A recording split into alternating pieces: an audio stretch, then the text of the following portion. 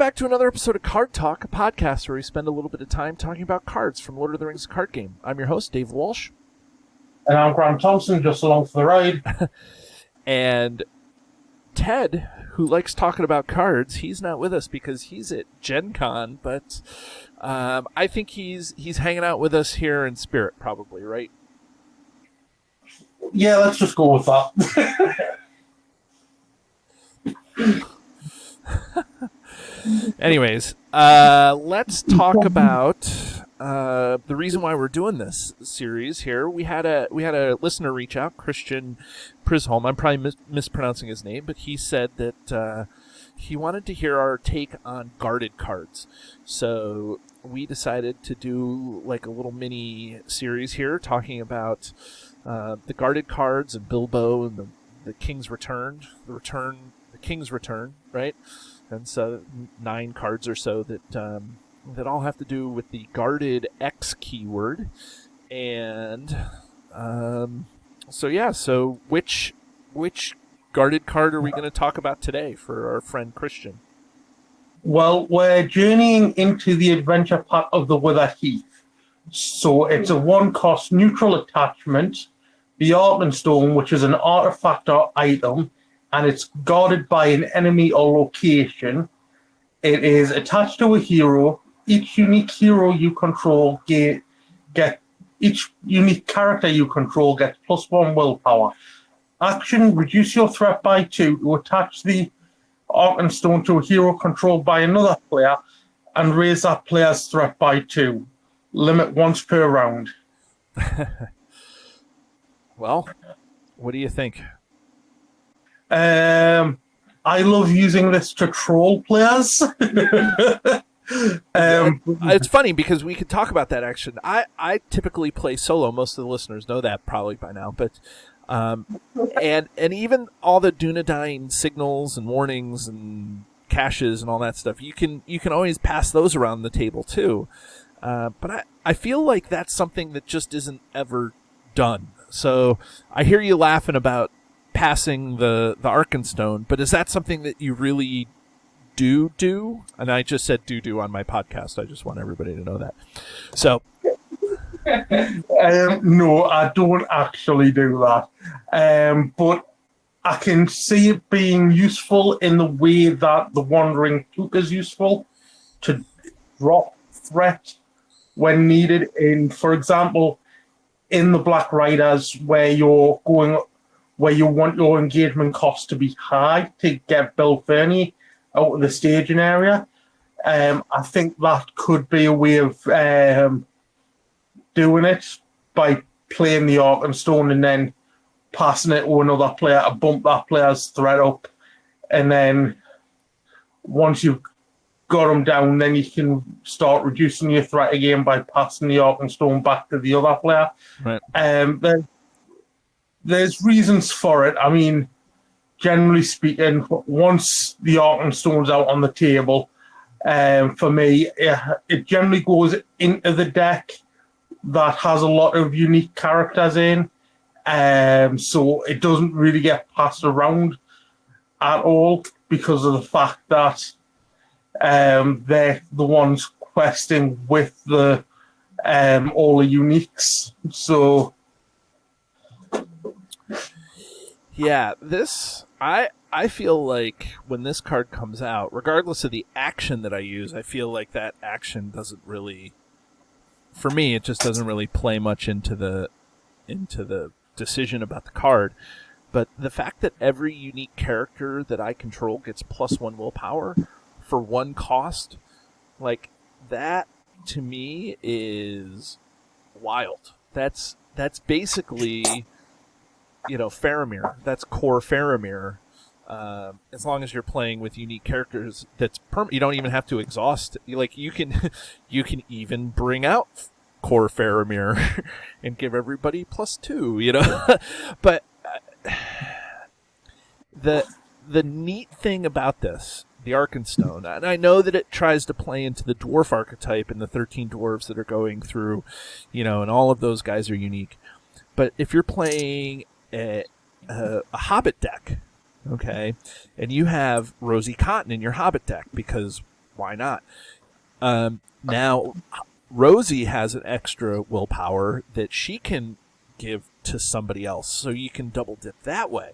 I mean, so this card for one cost is, for me, is probably the go-to guarded attachment that I think is I don't know. That's super nice. It's an artifact, so if you're playing with the Ring of Power here, that works for you. There's not much else that works with artifacts except for the Ring of Power here.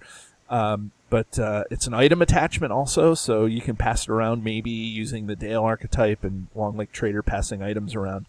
But man, +1 to each unique character, because that's at least +3 for your heroes, and it's the ones that you control, right? So I mean, that's fine. Yeah. So I mean, I don't know. The downside is that it's guarded enemy or location, right? Yeah. I also find that the Arkenstone works well with Galadriel. Explain. Well, Galadriel's ability with Nenya is to pass a willpower on to another character. So if you've got the Arkenstone out, she's essentially giving 5 willpower to another character who's, if that character is unique, is also getting the +1. So that's essentially +6 to that character's base willpower. Right. It's a good way to pass willpower to somebody. So, and if another player is using Rosie and gets in the pass Galadriel over a Rosie, that's like what, +8? It's wild, that Arkenstone, once it's out, once it's free, like, you just feel like you can quest really well. Especially if you're playing with it, especially if you're playing with specifically with a bunch of unique characters. Like, I don't know. Furial jumps to mind. Yeah, I mean, I'm thinking about even the tactics, like when you're playing Grimbold and Bofer and you're trying to get a tactics deck up and going, even Tactics Eowyn as a hero, all of those kind of semi-good questers in Tactics, because Tactics doesn't have a quester that's above 2. Every ally is above is 2 or less willpower. I mean, so this can turn a Tactics deck into a decent questing deck. And then, of course, Tactics can attack and do stuff like that. So, so this is one of those cards that can change the game, in my opinion. Now, the one thing that's annoying is that it's guarded enemy or location. So there's not really, there's not. I guess you can play with some of the. Like, look at the top deck, the top card of the encounter deck, and you can play the Lord Denethor, who's the Harrod guy, Furial, the Kelduin Traveler, I guess, are a couple of these guys that allow you to look and Henemarth, so I guess you can see what's coming, and that way if it's going to be a location or an enemy, and you can kind of judge. And that's true for all the guarded cards you can play. But that enemy or location, when you're not playing with any sort of scrying effects, can be a challenge. Oh, definitely. But I think it's risk versus reward where these guarded cards are concerned, which is why it's all about when you play them, not what you get from playing them. Yeah, I mean, if you need the extra willpower and you put this out not at the right time, you're basically ending your game, like, and so it created an extra level of decision when to put this out, like, okay, should I put it out now? And the fact that you have to put it out in the planning phase, like all the guarded cards, really hinders you, because you can't, you put it out, or, like, then you get something, you're like, ugh, I don't know, maybe that's the time to put it out. I don't know. It's just, if you get a location, let's see, there's a way to get this freed up from location. I think it's the Mariner's Compass. Does that sound about right? I think so. Right. So the Mariner's Compass, if you're playing with that, it says at the beginning of the travel phase, exhaust Mariner's Compass and the attached character to search the top 5 cards of the encounter deck for a location. Switch that location with the location in the staging area. Shuffle the encounter deck. So the Mariner's Compass is a way to get rid of any location that's guarding something. So as soon as that location goes back into the encounter deck, it's now freed from.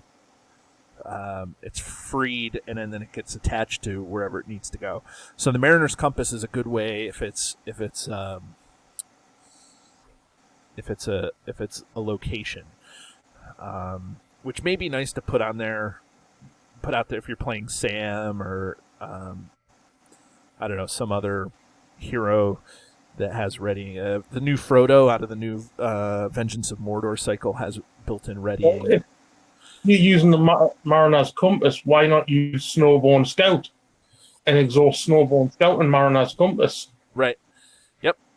Or it could be you can use a scout character, so now you're into other spheres other than leadership. So there's a lot of targets for Mariner's Compass that make sense with guarded cards. There may be one other way to get guarded cards freed when they're with locations, but I don't know, maybe not. Well, yeah, just explore the location. If you've got Axeloff and other way, like the Rivermark's Finest, that allow you to put progress on locations, you could just literally double down and pseudo, like, put the progress token directly on the on that location. You can use like Northern Tracker and that sort of stuff. One of the things that was just released also for the out of the new box was a lore event called, I think it was called Put Off Pursuit, which is great because if you have, so what that does is it says when attached location, you put it on the active location, and then when the active location is explored, you discard cards until you get a location. Okay, so far it doesn't help you at all with guarded cards, but then you can add the location that you discarded, and then choose a non-unique enemy in the staging area to put back into the encounter deck. So if that non-unique enemy is the one that's guarding the guarded attachment, all of a sudden you have a guarded attachment back out. So, Haldan sort of thing. You can put guarded attachments in there and feel pretty good about what you're doing. Maybe. Oh, definitely. So there's a couple of hacks to get your guarded attachments out. But I guess the thing that I want to make sure that I say to people is that, it's always it can be kind of a crapshoot, right? I think that, rolling off an enemy or a location off the encounter deck may be or could be dangerous. But the benefit here is super powerful, I think, especially if you put a couple extra unique enemies or unique allies into your deck. Yeah, like I say, with the guarded cards, it all comes down to what you have and what you're willing to deal with. If you've got an empty staging area, yeah, go for it. But if you've got a staging area that's quite full, and you're revealing 2 or 3 normal cards, really think about whether or not it's worth pulling out the Arkenstone or the guarded card then, because of the fact that it's yet another card that you have to deal with. Yeah, and this I think works nicely with that new Fellowship contract that came out with the latest cycle, right? Like, the Fellowship contract says if you have 9 unique allies in play, you get +1 to all your stats. And now this gives you another +1. Like, I think you're tearing up the table at that point. I think that this just, I don't know.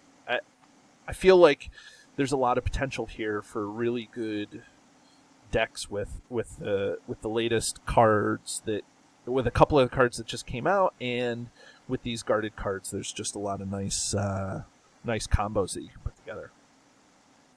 Oh, definitely. Well, have we said what we wanted to say about the Arkenstone? I have. Okay. I'm ready to go. So we should ring this guy, huh? Yeah. Okay, so for anybody who doesn't know or has forgotten, we have a highly scientific yet arbitrary system of rating these guys.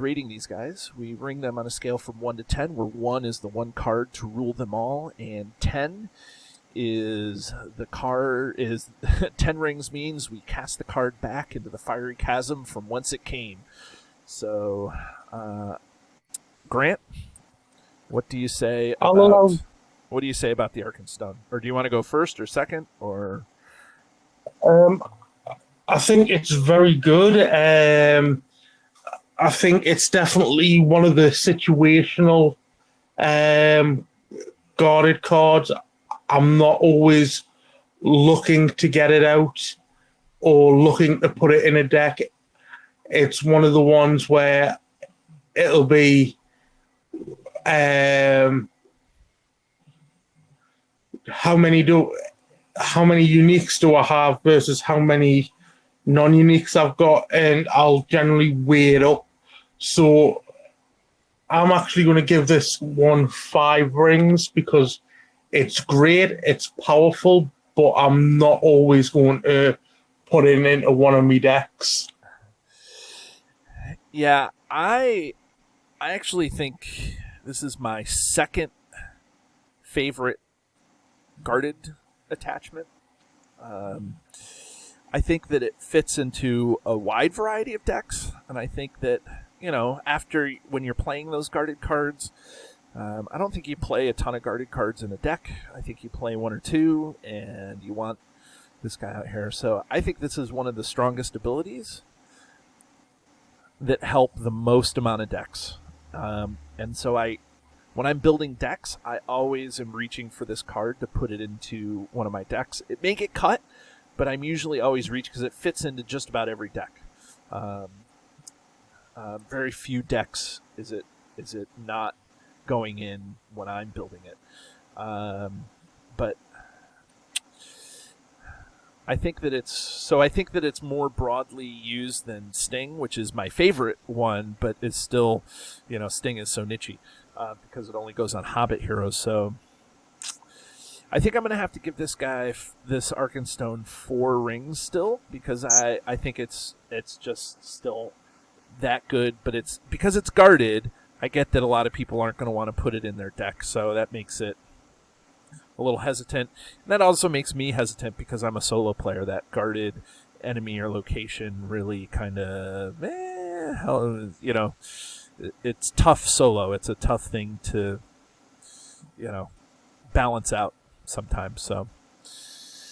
So that's the Arkenstone. So, Grant, I think we should have everybody join us next time as we talk about more cards from the game. Have a great day. And if you're interested in finding this or any of our back episodes of Card Talk, Feel free to search YouTube where you can find our flagship video episodes with the username Card Talk 2018. Or you can search the RSS feed, cardtalk2018.libsyn.org, for our extended audio versions of our podcast. Or you can find us on Facebook at Card Talk 2018. And if you have any questions for Grant or myself or for both of us, feel free to email us at cardtalk2018@gmail.com.